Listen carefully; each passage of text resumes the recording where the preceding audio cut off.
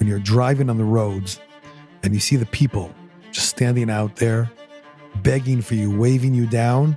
You go into a village or something, okay? You see a lot of buildings that collapse. How can you decide I'm going to this building or the other one? Some volunteers start to dig, and some volunteers are talking with the people all around to try to understand what's that house, where it is, getting intel, because that's a huge thing in an earthquake. And then we hear a knock.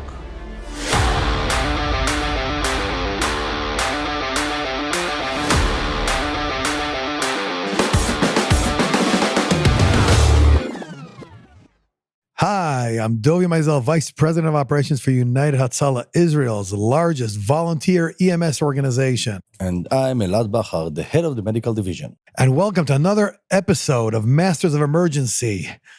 Well, we just wrapped up a very special series, an 8-episode series of October 7th, and we're on to the next. And in the coming episodes, we'll be talking about international assistance to disasters. Over the years, United Hatzalah has assisted in responding to world-class disasters, earthquakes, hurricanes, and whatnot. And I think that we'll be able to share some of our experience in this field over the years, lessons learned, describing and planning missions in these situations, from natural disasters to war. We'll be talking about that as well. We'll be talking about the earthquake today. We'll be talking about the earthquake in Turkey. We'll be talking about earthquake in Morocco, the war on Ukraine, hurricanes, and other earthquakes. So with us, we have a guest which has been with us in the past. Rachel Zubeta. Hello, Rachel. Hi, how are you? Welcome back. Thank you. And the reason we have you with us on this episode is because you were the deputy director of the mission, rescue mission that we sent out to the earthquake in Turkey. The earthquake in Turkey that I'm talking about is the one that took place on February 6th, 2023. This was an earthquake in a town called Gaziantep. Well, it was actually just west of Gaziantep in East Turkey. It affected areas in East Turkey and in Syria, affecting large areas there, killing thousands of people, displacing many others. And when an incident like that occurs, we immediately, as a emergency medical service, which has done missions around the world, we try to think, what can we do? How can we be of help? Being an Israeli organization, Israel is known for its international assistance. We're all about helping people. So we try to think, what value can we bring to the table? And this earthquake took place at 4 a.m. When the ground shook. Actually, I was sleeping, and you remember, Elad, we had talked about this early in the morning, because we were actually we were planned for a big exercise for our air medical unit of the helicopters. And so we were talking late at night, and then early in the morning. And I was like, at 4 a.m, my wife pokes me and says, I think there was an earthquake. And we're in Israel. Okay. I'm like, no, it must be just my snoring. She's like, no, there was an earthquake. I'm like, nah, yeah, there was nothing. 2 minutes later, my radio and my phone start buzzing and beeping, that there was an earthquake in Turkey. And I'm like, whoa. Now that's far away, but that must have been one strong one. Hell of an earthquake. Pardon my directness. And in the first minutes, we at the beginning we just wait. First of all, we sit tight and wait to see how this unfolds. We're also used to some earthquakes in the area here, lower scale, of course, luckily. And I would say this was around 6:30 or 7 o'clock in the morning. We started getting some data about what was actually going on there as this was unfolding. And we met early in the morning by that helicopter exercise of the air medical unit. And we're talking to all sorts of informational hubs. Amongst them is the foreign ministry, international organizations, that deal with emergency, rescue missions. And we're starting to get a picture that this is a larger scale earthquake. Obviously, global media is starting to cover this. It's on CNN and other TV channels starting to talk about this unfolding earthquake. Nobody really understands yet the magnitude. So we put this on the back burner, and we're like, we're on the intel gathering stage, and we start our exercise with the helicopters. And this must have been an hour or two into the exercise. We're starting to get the picture. Thousands of people are affected here. And that's when Rachel, we do a quick recap, the three of us and we had also the director of operations there, the head of operations, Elad, with us. And we're thinking, okay, it looks like something is coming together here. What can we bring to the table? And we understood that there isn't, we know that Turkey isn't equipped or fit to respond to such a large scale earthquake. So we decided to start assembling a response mission, a rescue mission that we'll be deploying. And Rachel, that's when I said, okay, get to work, get to the drawing table, you and Gilad, head of operations, start talking to the IDF, Home Front Command International Rescue Unit, see what information they're getting, what their plans are.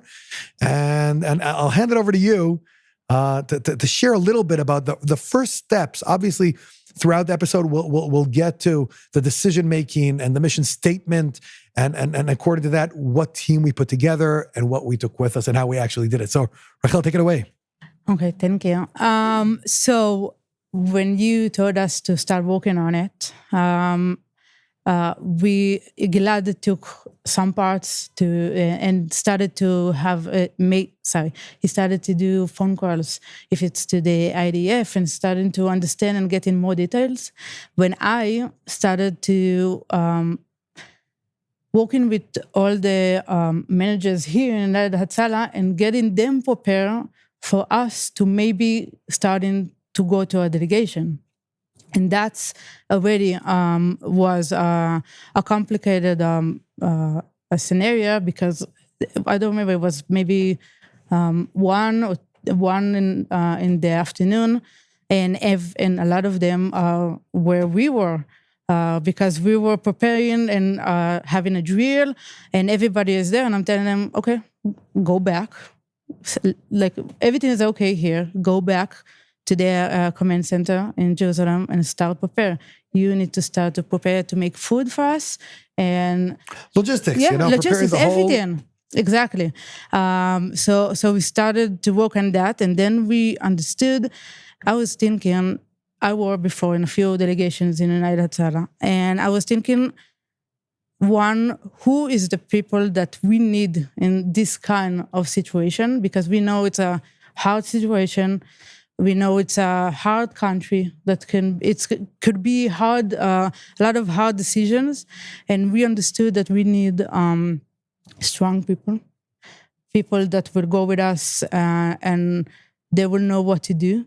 Meaning they're not going on a camping trip exactly. or a holiday. Yeah, they're going to do people work. That are gonna. We need people who can land on their feet, that don't need the jacuzzi and the spa, and can take care of themselves. I don't know, 48 or 72 hours. And they won't need me to feed them, and they could do whatever we need them to do and go and start do it. So. Let's take it back one step and just say the definition of the mission. So the definition of the mission, understanding that we're talking about, supposedly at this point, they're talking about thousands of people that are killed. Right. By the way, in the end game, there were 60,000 people killed in this earthquake and over 120,000 people injured. It was and 500,000 people that affected and lost their houses. Displaced, homeless. So clearly we're going to a place that our mission, as far as we're concerned, we're looking at search and rescue. Right. And medical. Exactly. That's the mission statement. So you get to the table and you need to put together a team. We say, Rachel, I need 40 people now. I know. I need 40 people, get the best of the best. like you said, that you don't need to feed them, you don't need to take care of them. We'll obviously take care of his logistics as best as we can, but independent. Nobody that needs chaperoning. Yeah, and that's a huge thing when you go to a delegation. So we're starting to prepare. It's, I don't know, maybe it was like 6 p.m. already. We're preparing. We know that we want to leave by the morning. By the morning, we want to go and to land in Turkey. At that point, you knew that the airports are open, closed? We didn't know. We didn't know yet. We knew that there are airports that got affected. We didn't know which is going to work and which not. So we had a few plans. We had a plan to go and to land 12 hours away and to take a bus. And we knew there's a few smaller airports that are closer, and we still needed the confirmation that they'll actually open. That they're actually open, and we waited. There was an airport in Gaziantep, which was the nearest one to the epicenter of the earthquake, and we were in touch with the authorities to see if while you were assembling people, I was on the back end. We were already looking at the chartering a Boeing 737 that can take the team and take the, I don't know what it was, 5 tons of equipment. The search and rescue equipment, the medical equipment, and of course, food and logistics for the team, trying to do our best. And I'll add to that is, as part of the intel process, we immediately try to reach out to boots on ground. So we reach out to our network of people of who do we know in Turkey. So we find through our networks of people who run some businesses in Turkey, factories. It's an industrial country in that area, and they own some factories. So we're like, okay, great. We have a boots on ground. I get a point of contact while you're assembling the paramedics, the search and rescue experts, and locating our team leader, our mission commander, Yossi, who's an officer in the reserves of the IDF search and rescue unit. So he wasn't assigned to this mission from the IDF, so we took him as the mission leader, the commander, and Rachel, you were his deputy. So you started working on that end while we're working on the back end to find that information. We made this contact on the ground, and we're talking to people there. They're giving us firsthand information of what's going on, and being affluent peoples of the community there, and having factories and logistics on the ground. So we started already planning our logistical response, knowing that we do have some solutions there, trucks and buses and whatever we'll need on the back end. We basically divided up the work. You and Gilad operationally talking to Home Front Command, talking to the volunteers, assigning them, talking to logistics by us to prepare the pallets of equipment and arranging the team. Everything. Yeah. And I told him, our guy over there, what we need is to make sure that we can land in Gaziantep. Right. Because we found out that the military are probably going to land there, and then international assistance from other countries will probably be landing there. So they have, but I will go back because so when you were working on that, we started to have already a few names, and we started to understand who's going to be on the team, how is it going to work, which will be, we have a few leaders in the team that we know that they're going to be small rescue leaders. So we know how it's going to work. We started to prepare from the start that we're going to land. Our preparedness was, I knew when I'm landing, what am I going to do with my volunteers, how we are going to go from place to place. That's what we thought, okay? When we got there, it was totally different, as it happens in delegations. So you can plan. Reality, yeah, exactly. Reality didn't get your textbook or protocol. Not yet. It will. So we prepared all the night. We finished preparing 4 a.m. By 6, we told all the team to be in the airport. We already had everything there, all the logistics. We had the trucks everything ready, was rolling all night. Logistical center preparing on the trucks. Already went through customs, and we're loading everything onto the chartered airplane. and the team assembled. We met at the airport. We did. Early in the morning. Obviously, I did not go.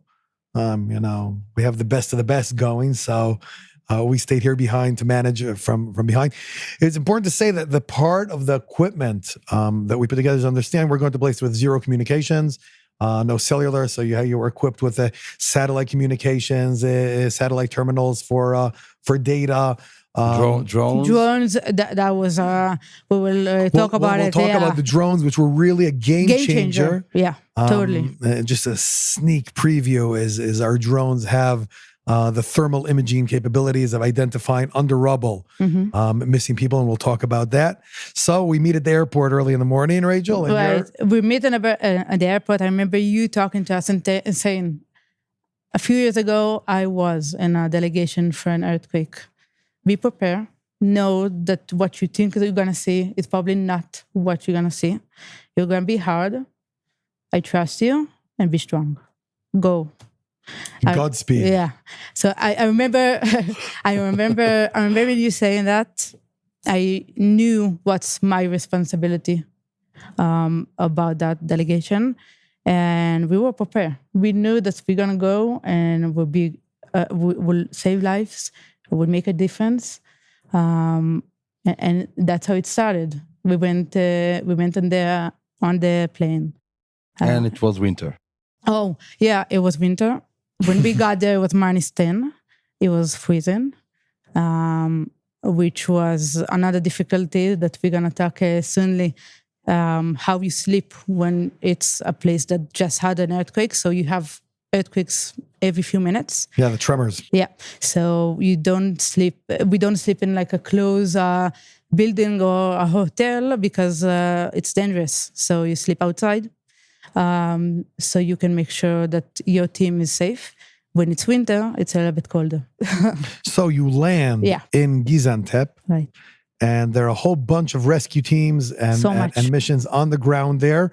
And actually, they're all stuck at the airport. Yeah. There were, I don't remember how many, but there were a few. From how many countries had missions there at this little airport? Wow. I saw probably between 8 to 12 delegations right at that moment.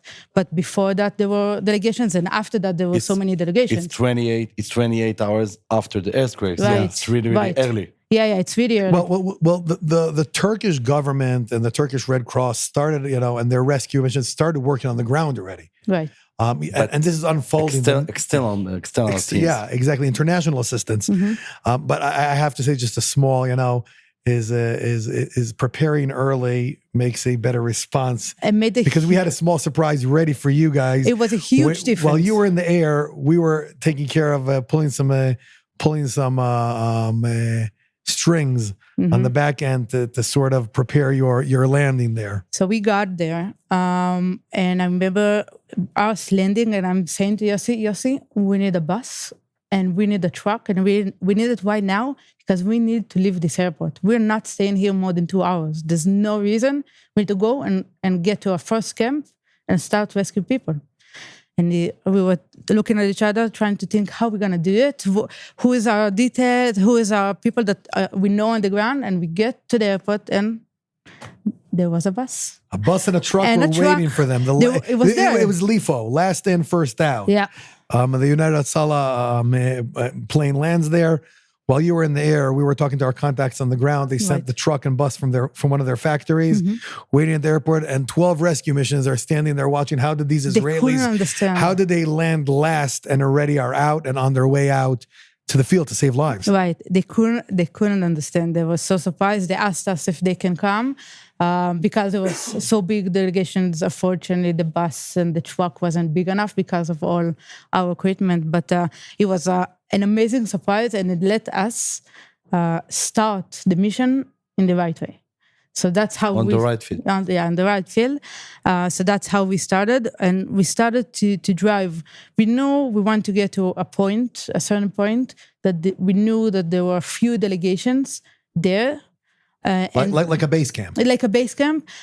Lately, it became the international base camp for all the delegations. Run by the Turkish Red Cross. Right, exactly. So we started to get there, and we started to see what's going on. Because in the airport, everything seems fine. Nothing changes. It seems like in every airport, not like it just had an earthquake. And we start to go, and the street starts to. It was like popping. Cracked. It wasn't even cracked. It was like popping, like a balloon when cracked, and so we had to go like on near that, so we won't go on it. Because all the streets start to be very broken apart, and we start to understand what's going on. And I was talking to one of our volunteers that went with the army, and he told us that the first and the most important thing that they don't have no water. They need more water and gas, drinking water and gas. That's the two things that's the most. The most important thing that they need there, and it's how to get there. So the first gas station we stopped. We got all the water there was. All the water there was. I said, bring everything. I said, everything. All the water there was, all the gas that we could have and take with us. And that water saved so many lives. Also that gas, just so you know. We took all of that and start driving. The scenes was hard. We saw a lot of broken houses, a lot of people yelling for us to stop. Every 5 minutes, people stop yelling for us, please stop, please help us. And it was really hard. That must be tough. It was hard because I remember back in 2010 when I was in Port-au-Prince in Haiti. Yeah.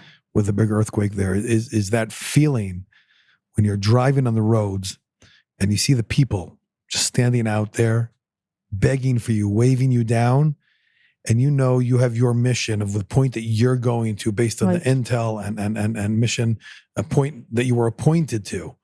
And yet on the way, it breaks the heart. It really did. And it was really hard for me. I remember a few times I'm talking to Yossi, maybe we need to change. Just let's stop for 2 hours. Let's help them and they go on. And it was hard to decide what to do.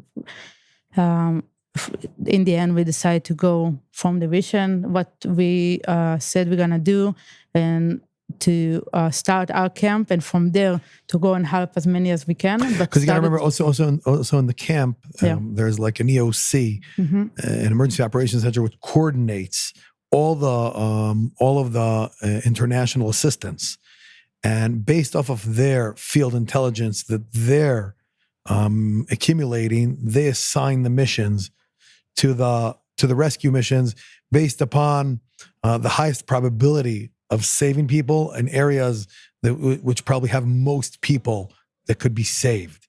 So that's the part that I'm talking about that is very difficult. You have your mission you're appointed to, and you can't stop on the way, as heartbreaking as it is, because the odds and the chances of saving the most lives are at that appointed area that you're going to.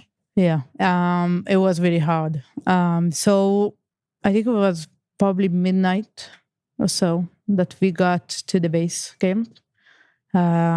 We started to take down all our equipment. We found a small land that we can start and give our volunteers where to sleep, which was a little bit warmer than under the sky. It was like containers. Yeah, it was container, like a container, exactly. But we were so surprised. We were so happy that we found one container. All our volunteers went inside. They were a little bit warmer, not outside. We had a lot of earthquakes that night also. I remember myself staying awake to see what's gonna happen with each earthquake. So the team is going to sleep. The first night there, we woke up at 6 a.m. Had a fast briefing about everything that's going on, what we know, what is our mission. And who assigned you the missions? So we had a briefing with the Turkish and the Red Cross people in the ground. I went there and met with them that night and sat with them and asked them, what's the most important? What do you need from us? How can we help? And they signed showing what our capabilities are as well. Exactly. And that's how they signed the first mission for us. So in 6 a.m, when our volunteers woke up, we talked with them, let them know what is our mission, what we're gonna do. I told them that we are going to the first town. This town had it really, really hard. They know there's hundreds of buildings that went down, thousands and thousands of victims, and they need all the help there is. So what we are going to do, we're gonna go and help rescue. We're gonna go and treat people and help them if people are injured. Medically, of course. How can you decide? You go into a village or something, okay? You see a lot of buildings that collapse. How can you decide I'm going to this building or the other one? It's a good question. So we talked to the army also that night, and we asked them, what are your building? Do you need help from us? And which buildings do you are you started to work on? And you're talking about the Israeli army. The Israeli army, of course, the IDF. They told us. So we got on the ground. We saw an horrific scene, hundreds of buildings, huge buildings going on the ground. Just collapsed. Like pancakes. Exactly like pancakes. Thousands of victims all over yelling for help. Everybody is trying to take us to their house to try to save their family. And I know there's one house that I want to go there. I know there's one house that they need our help. So we start walking. That's the pre-coordination, Elad, that we were talking about, pinpointing the mission. Yeah. Because otherwise, it's all over. Everybody wants help. Everybody needs help also. But if we decided that every person that starts to try to take us, it won't end, and we can go and be professional in that. So what we did, we got to that house. It was a house number 9. That's how we called it. House number 9, I remember we finished talking to a different delegation that was there, and they're saying, there's nothing here. And I remember us feeling that gut feeling that something that's not true. So we decided it was building. It was a huge building, a 9-story building that was a pancake, like a half of a story building, something like that. It was a whole building of families. I remember us meeting one of the persons that live in that building. He told us how many families there is. We started to get a lot of intel of what's going on in that building, how many people were supposed to be there at that night, because it was in the middle of the night. So people were asleep when it happened. A lot of people couldn't go out. It happened when they were asleep. So we started, we took out the drones, we put it up. The drones helped us the drones, like Dovie said, they can find... they have thermal images. Yeah, they have thermal images, and they can find people on the ground, under the collapse. So we did a briefing. We teamed the leaders. Every leader knew who is their volunteers that they're with, and each leader got the mission, and we went to work. I remember we went to work in at that house. We started to work. It was a few minutes that we were there. You dug inside. Digging? But what did the drone present? You didn't just start digging. Yeah. So there was a few stuff. The drone started to present that this is a few people in all around the area of that building. So I remember in the right side, there was 4 people that he saw. 4 people. He saw there was different. Now this is 6 feet under. Exactly. You cannot know how deep it is. We did know. We didn't know where they were. That family, if what we're talking about, they were like in the storage 3, I think. But like we didn't know where each person is. So we started to understand that there is people under this building. So our volunteers started to dig with equipment. Some people. Some volunteers started to dig, and some volunteers are talking with the people all around to try to understand what's that house, where it is, getting intel, because that's a huge thing in an earthquake. And then we hear a knock. We hear a knock, and we're talking to a person. Said we talking to him in English and bring someone to translate and saying, if you hear us, knock. And we started to hear a few knocks. Wow. A few knocks. And then we understood. You silenced the whole site? Yeah, exactly. For us to hear that knocks, a few of our volunteers that have a good voice, we tell them, go and yell and tell everyone, everything to be quiet. So there's a yell, everybody saying, be quiet now, and everybody's silence. Everybody knows that silence can save the people's life. What time was it? It was in the morning, maybe 10 in the morning, 11 in the morning. It was morning. And then we hear those knocks. And when we heard those knocks, we understood that there's life. There's life there because 30 hours after. Yeah, there's life. I could say that there was a lot of people that were not alive also all around. So we were so excited to hear someone is alive. And then we started to try to rescue him, and other leaders went to they had other missions. And this is a site that a different team left and said there's nothing there. Exactly. And I would say that we found 5 people in that site, which was a family. It was an older man and 2 sisters. Wow. Yeah.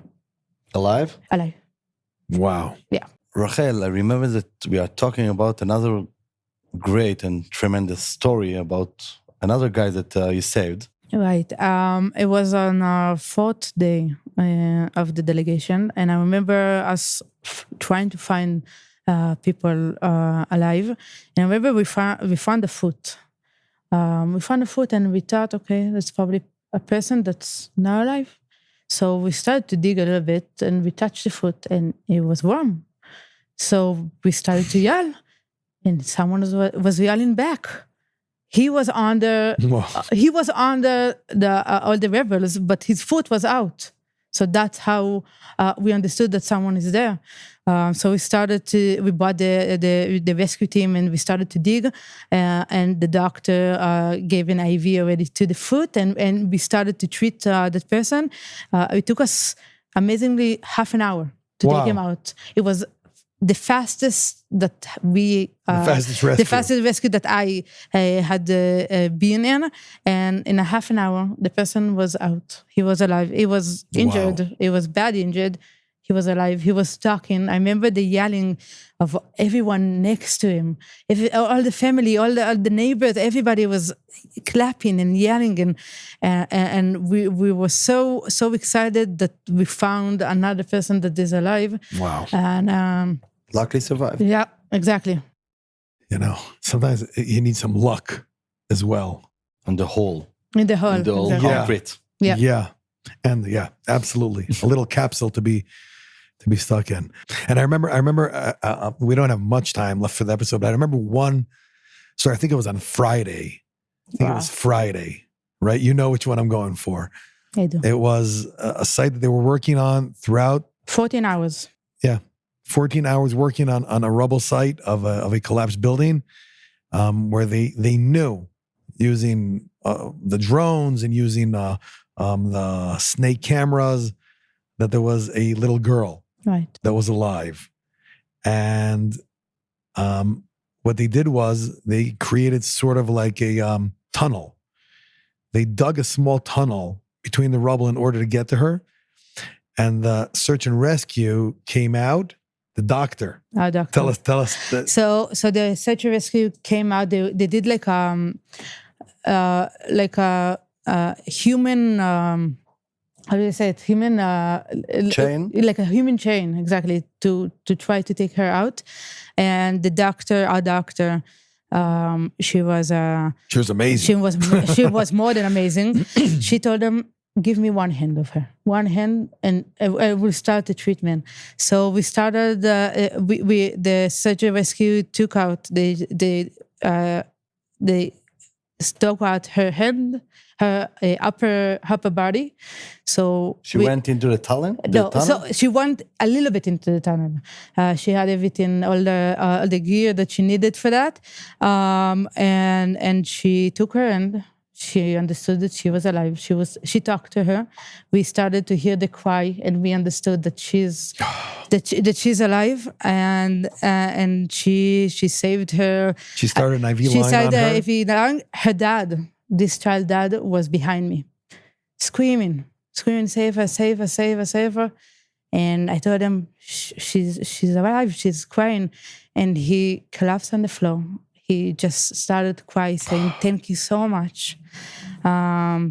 Dr. Karen, she took her out, and she walked with her and gave her a lot of IV fluids and medicine that saved her life. She was there for in the afternoon. This was a total of, I think it was 4 or 5 days after the earthquake. This is Friday. Yeah, and the earthquake was Friday. Sunday. The earthquake was Monday morning. I think it's Sunday. I think it was Sunday morning. Whatever. And this is Friday morning, and this little girl. I remember as you were pulling out, we were transmitting live from our from our satellite terminal. Mm-hmm. As she was being pulled out and onto the backboard and handed from one hand to another off the rubble site. Mm-hmm. You see that little girl? It was the most amazing, most exciting moment that makes a whole mission like this totally worth it. It was, and such an uplifting moment. It was so amazing, because also our volunteers, there was a 6th day of the delegation. We saw unfortunately, more people that are not alive. We found more people that are not alive than people that are alive. So it's hard. It was hard. It was very hard for them. And when we saw that little girl, it's like adrenaline injection. Everything started again. Like, we just got to this. We just got here. Boost. We just got here. We are ready to go. Let's go for another week. We're strong, and we did. We went for a few days. I can say we saved a total 15 lives, which in an earthquake, if you guys know, the people that are hearing, that's a huge amount for a delegation. It also, when we say us, we mean the Israeli team, the IDF, everybody together, and everyone together. Everybody together, as a team effort. We worked together. For every moment was working in a team effort, 100%.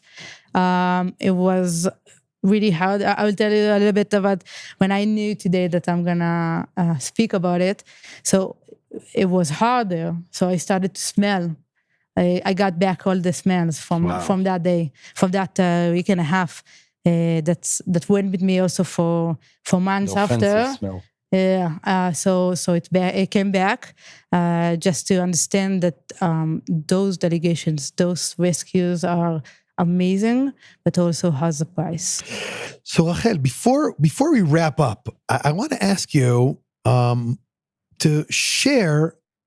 I'll divide it into two. The question number one is, give us some points of the experience. This I think was the first earthquake you were at, and I want some points. Thinking of as a mission leader of a rescue mission. And by the way, if I'm saying rescue mission, you keep saying delegation, and that's to our listeners. That's because our great Hebrew English here across the board and translating, we're referring to delegations as rescue missions and rescue teams. So, first of all, from a professional perspective, the thoughts, the experience of balancing the different challenges.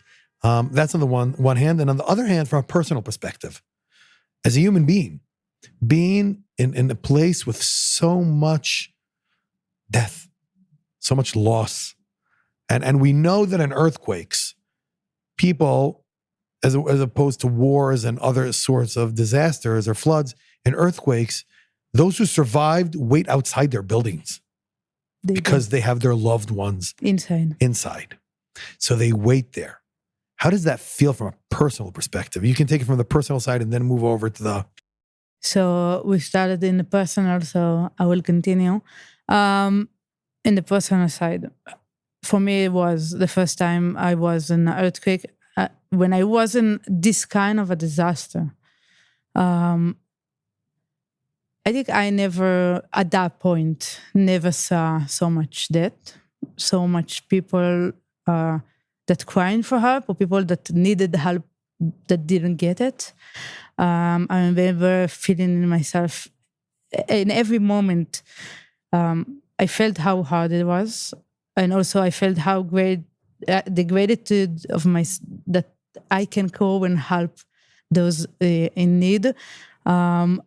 But I remember I had a few feelings. It was sadness. It was fear that what's going on there, and fear what will happen in Israel. I thought it also because, as you said, we're preparing for that as well. I remember thinking that I want to help more people and understand that I can't. And I remember for us trying to every day stay as long as it can just to help that one person, another person. It was very hard for me to accept that I want and we want help everybody that needs does help. Because you can't. Because we can't. You know, that reminds me of the famous story of a father and son walking on the beach. And as they're walking on the beach, it was after a storm, and there are thousands of starfish washed off on shore. And the father takes one starfish and throws him back in the water, and takes another starfish and throws him back in the water. And his son tells him, "Dad, what are you doing? There are thousands of these starfish on the beach. What difference does it make?" So he turns to his son and he says, "Well, for that one, it made a difference." And I think that encapsulates the feeling in an earthquake when you have so many thousands of people that are killed, but bringing out, rescuing that one person that you were talking about with his foot, or that little girl. It's the world of difference. That is what we say. That's what we say. He who saves one life as if he saved an entire world. I think that really represents it more than anything else. It does. It does. If we go to the professional, I think I and we as an organization learned a lot. When you are in a disaster like that, you understand how to lead people different, what the meaning of a leader in a crisis. You learned how what you need to have or not to have to be prepared for the next one. I would say that when I came back from Turkey, I understood that if we want our volunteers to be prepared for an earthquake, each person needs to know what they are expected to do. They need to know where is the fastest place that people, if they have care, or we are going to do like a place to help people injured, or go and understand who's their leader, who they are supposed to talk to, and how they are expected to operate when there is an earthquake. I could say that when I was on the ground, it was also, as we said, it was a huge responsibility. 40 people, it's not a joke. I remember our Zoom calls, morning and evening, our briefings. Yeah. With here back at HQ with you guys there, it's difficult. It's not a joke, and very difficult.